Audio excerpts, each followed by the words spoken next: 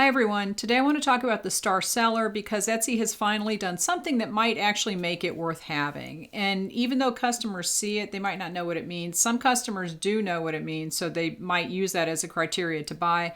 A lot of customers don't, but now Etsy has added a filter so that you can filter sellers by star seller. So that might actually impact being found more as a star seller, and it might make it worth having the badge. Now, the star seller program has a lot of flaws, and there are a lot of people who will never get it because they can't send things with tracking because it's just too expensive in the country they live in, or the things that they ship are so small it doesn't make sense to send it as a package. But this is Etsy's way of trying to get people to send things with tracking or to use Etsy labels. It's a either or, it's not necessarily both, but it's difficult for some people to make it. And then if you have low sales, you might not make it. So don't take not having the star seller badge as a reflection on your ability to run a shop in a professional way, because it's really not. There are a lot of flaws with this system, but it's the system that Etsy has that we have to work with. So let's look at it, and I'm going to show you what I'm talking about as far as the benefit of having it. Now, I did write an article about this. I'll link it in the description so you can go watch it or go read it if you want to, but you can just watch this video and it'll pretty much give you all the high points. So basically, the Star Seller program, you have to make 5 sales in a 90-day period that equal $300. That might be an easy thing for some shops, but we're going to look at my vintage shop where I didn't do that. I haven't had any sales in my vintage shop because I just haven't been paying attention to it. Now, is that fair that I am not rated as a star seller? Probably not, because I have excellent customer service regardless of how many sales I make. I just haven't been paying attention to that shop as far as adding new things to it. But that's not a reflection on my customer service. I didn't meet that threshold. So if you're not meeting that threshold yet because you're a newer shop or you have low inventory or whatever, don't take it personally. But it's just the criteria that Etsy has put in place, and so we have to work with it. The next thing that you have to do is you have to answer all of your convos within 24 hours of receiving the first message.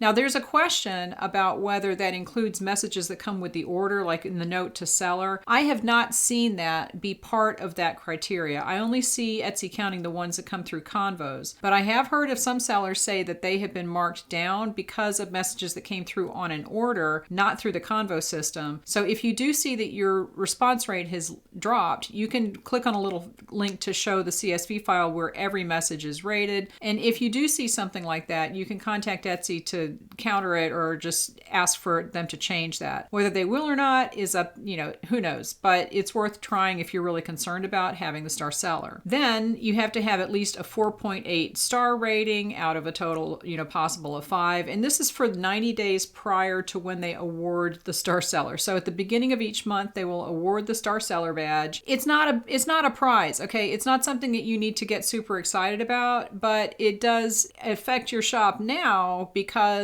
of this filtering thing that I'll talk about in a minute. But don't get all excited. They always make a big deal about this is something to be excited about. No, it's not. No, it's not. But anyway, you have to get 4.8 out of 5. Now, what could happen, and this does happen to a lot of sellers during the Christmas season especially, is that you'll get cranky customers who come and leave you unwarranted bad reviews.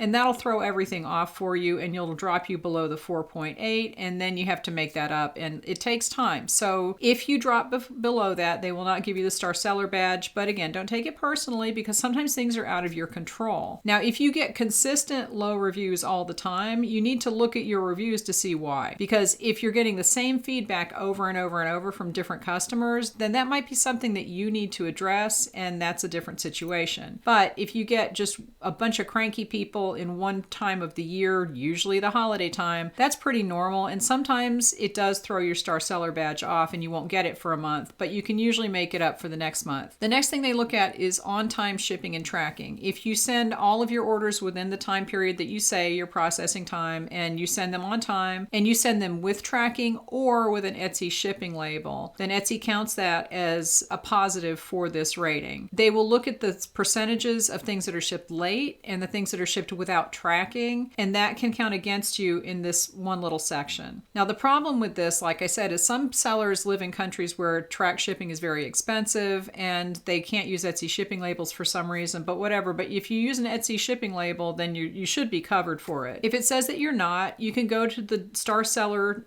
section on your shop dashboard, and always use desktop. It's just a lot easier. Go to your desktop computer, go to your shop dashboard, find the star seller tab, and there are ways that you can look at each one of these ratings to see where Etsy is saying that you're falling short. If there is a mistake and they've rated you wrong, you can contact them, but again, whether they're going to correct it in a timely fashion is up to them, and a lot of times they're not going to. So just wait until the following month and you'll probably get the badge back. Now, if you don't make one of those criteria and you don't get the star seller badge, Etsy is still putting the other badges that you did manage to get to that point. They're putting those on your shop homepage. So customers are going to see those. So don't feel like you're missing out. If you didn't get any of them, it could be that your shop is very new, so you're not meeting that threshold. But in general, Etsy tries to put as many things in a shop listing and on a shop homepage as they can to get people to buy from Etsy. So that's why they're doing it. They're putting badges everywhere. And this is one of the reasons why I think customers see so many of these that eventually it just becomes nothing, because they don't pay attention to it after you see something so much. But if customers don't know what the star seller badge means, then they might use that as a criteria to determine, do I buy from this shop or this shop? This one has a star seller and this one doesn't. Even if the shops are pretty much exactly the same rating wise, that could tip the balance in the shop's favor that has the star seller. So that is one reason why you do want to try to keep it. And it's not going to kill your shop if you don't have it, but it doesn't hurt to have it. So there's that. You have to decide for yourself how important this is for you. But the newest thing that somebody just pointed this out to me yesterday is that now Etsy is testing out a filter to filter by star seller shops. So in the shopping filters, you can filter by star seller shops, and it will only show you the shops that have the star seller badge. Now, is this good if you have a lot of competition that doesn't have the star seller badge and you do? Yes, it is. Because if people do use that filter, then it's going to knock the competition out, and you're only going to get a lower amount of competition from other star seller shops. At that point, though, everybody's got the star seller badge, so who cares? It's not, it's not going to give you an advantage, but it does give you the advantage of dropping the competition if someone uses that filter. Now, how many people are going to use that filter? I don't know. This is brand new, and we don't get that information from Etsy anyway. They don't tell us how people shop with filters, but it is one way that people could shop and could find your store. So it's a good idea to try to get the star seller just for that reason. And this is the first time that I've said this is why you should try to get the star seller badge, because they have never really given us anything that makes it useful. Until now, I would have said don't worry about it too much because it doesn't help your placement in search or anything, but this might. So this is the one time that I'm saying they've actually done something that makes it worth trying to get the star seller badge. Now, as far as search ranking, the star seller badge itself does not help your search ranking, but the things that go into the star seller badge are already part of the search ranking algorithm. So, your customer service, how quickly you answer convos, do you ship things on time, do you ship things with tracking, all of that is kind of part of your shop quality score already. So it's already going into your search ranking. So the little badge doesn't mean anything on its own, but the things that go into giving you that badge are already being used. So if they took the badge away, it wouldn't matter. Those things are already being used. And if Etsy tomorrow says we're using star seller as a criteria for search ranking, don't panic, because like I said, those things are already being used. They're just not being called star seller. But in a way, using this filter is making star seller a factor in search ranking because it does eliminate a lot of shops that don't have it. So now I would say that it's worth trying to get it. Unfortunately, because a lot of people can never get it based on their sales volume or the tracking, that's a big thing. But